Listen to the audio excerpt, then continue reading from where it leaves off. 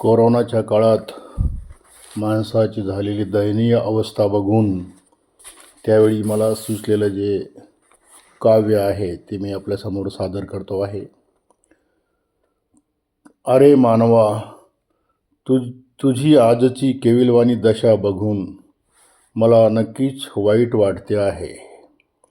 मात्र त्याचबरोबर तुला तुझी किंमत कळत आहे याचे समाधानही वाटते आहे.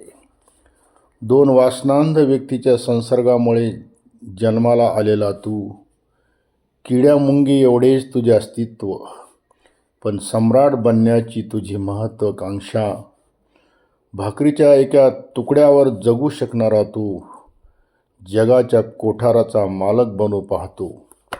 6 फूट जागेची गरज तुला, पण चंद्रावर देखील इमले बांधण्याचे तू स्वप्न बाळगतो.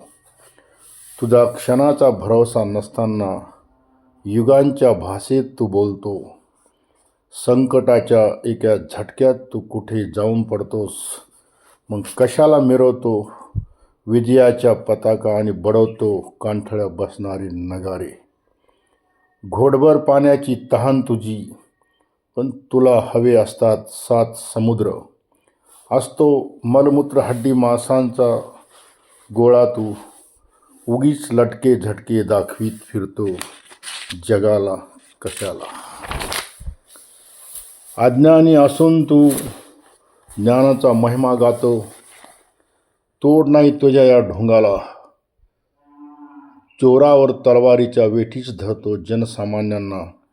मरण येते तेव्हा दाराला, तलवार येत नाही कामाला.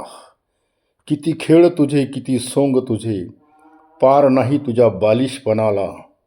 भरतो तिजोऱ्या लुटून जगाला, अंत समय येत नाही तिजोरी वाचवायला. जहां पनाह बनून फिरतो तू, बेपनाह होऊन मरतो. तुला गर्व माज असतो सत्ता आणि संपत्तीचा. अखेर कळते चुकलो होतो, खऱ्या ज्ञानाला मुकलो होतो. आता तरी धडा घे, माणुसकीचा वसा घे. घेतला वसा सोडू नको, अंत समय रडू नको.